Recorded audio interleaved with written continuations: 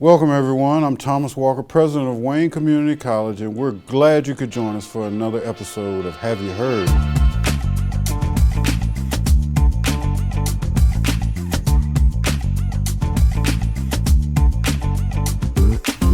Today we have with us Craig Foucht, Executive Director of our Business and Industry Center. And let me tell you, there's one place on campus that there's a lot going on is our Business and Industry Center. It assists our local businesses in a variety of ways, whether it's helping with job profiles, teaching soft skills, helping with additional marketing and accounting support, and as well as helping those who are leaving the military separating in terms of starting their own businesses. But what we're going to talk about today is one of the most exciting things I think is happening here at the college and in education overall, and that is apprenticeships. Welcome, Craig. Thank you, Dr. Walker. You've heard me just say apprenticeships.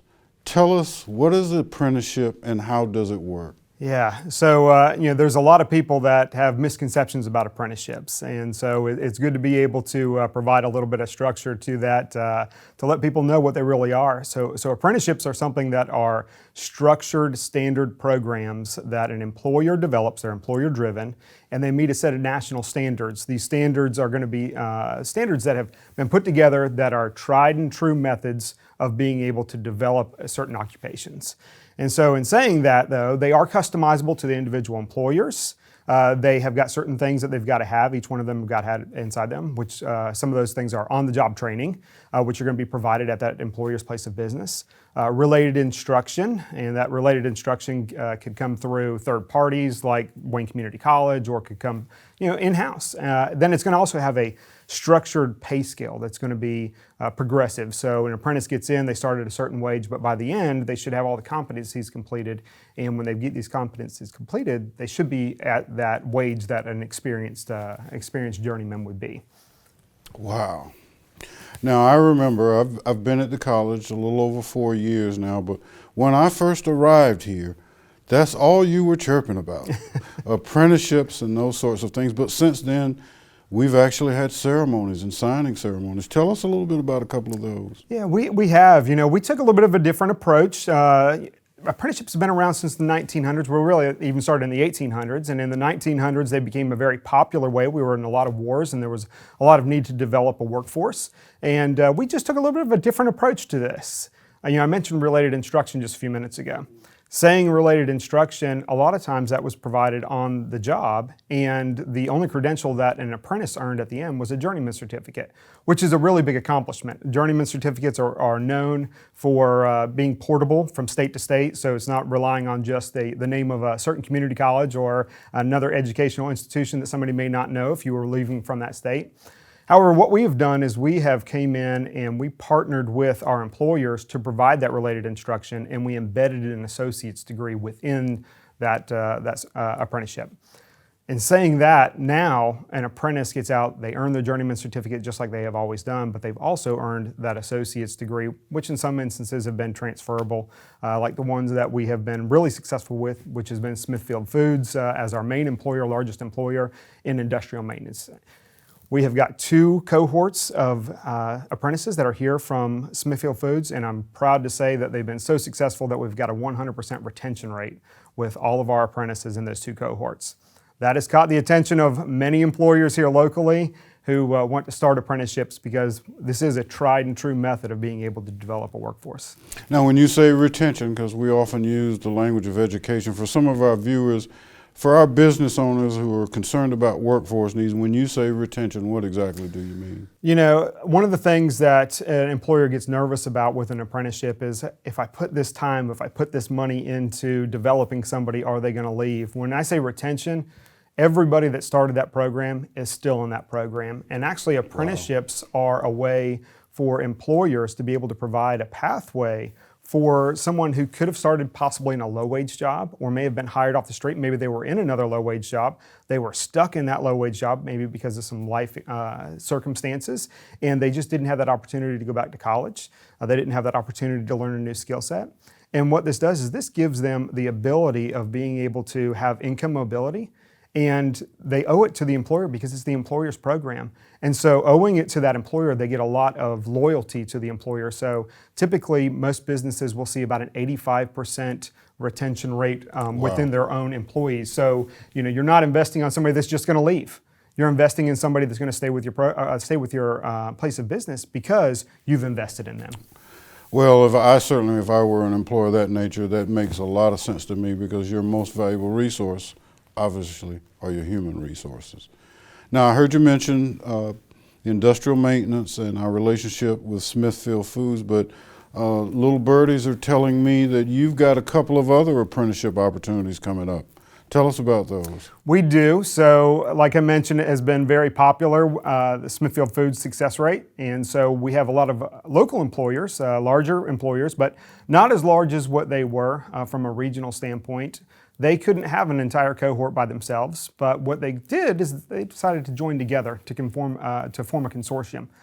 In saying that, we've got SPX Transformer Solutions, Mount Olive Pickle, Franklin Baking Company, Wayne UNC Health Care, and Bridgestone USA in Wilson. They have all joined together as a group of employers that they'll have their own cohort that'll be a mixture from each one of the employers' establishments. So in saying that, they'll have their own cohort. We got a target of this spring starting a new group that will be mixture, like I said, a mixture from each one of those employers. And that's not just the end of it. That's not even the exciting part to me. The exciting part to me is that we have gotten the standards written for a youth apprenticeship program. And what this allows is for a high school student to start the related instruction while they're still in high school, taking advantage of Career and College Promise, so they're tuition free, coming to Wayne Community College, getting college classes that will earn them also high school credit that is part of an apprenticeship. They might have the opportunity, if they meet the hiring requirements of an employer, they might have the opportunity of doing some on-the-job training while they're still in high school. And if they get hired within 120 days of graduating from high school at one of these employers that have an apprenticeship, then their tuition is waived for the rest of their education that's embedded inside of that apprenticeship, which is a 2-year associate's degree. So now they could leave from high school, have a full-time job with benefits, and their college education is paid for. That's really a game changer. So that's probably one of the most exciting, but it doesn't stop there. We have another program that Smithfield Foods has started with us. That is their Farm Leadership Apprenticeship Program.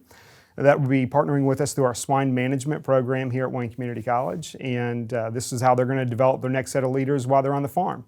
We've also got several other businesses that we've met with even this week. We get calls every single week from employers that are interested in apprenticeships and trying to determine if that's the right way for them to develop their workforce.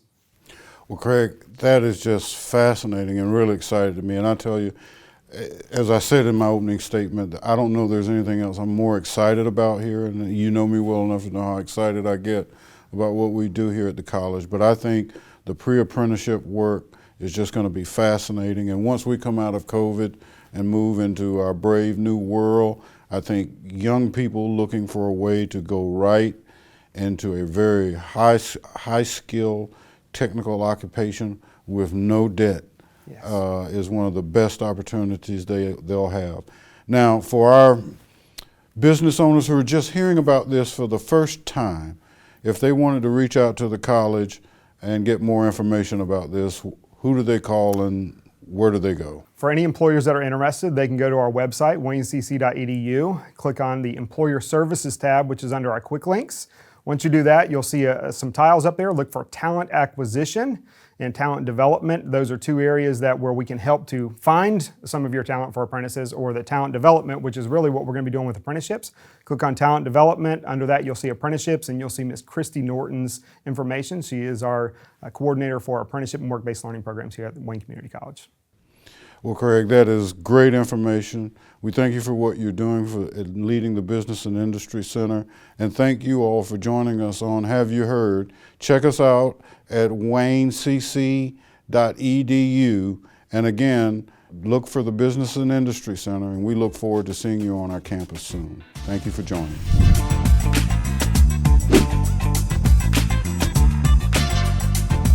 Well, folks, as always, I like to talk about what I may have read recently, and perhaps you'd be interested in just reading what I'm reading, and if not, read. So today I'm going to share with you a book I thought was fascinating. It's called Propaganda by Edward Bernays. Edward Bernays was a fascinating character. He was actually Sigmund Freud's nephew.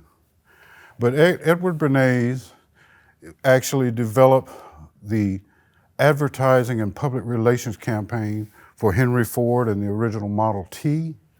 His design was used by had some more nefarious uses in terms of how he approached informing the public was also Joseph Goebbels' modus operandi for Nazi Germany.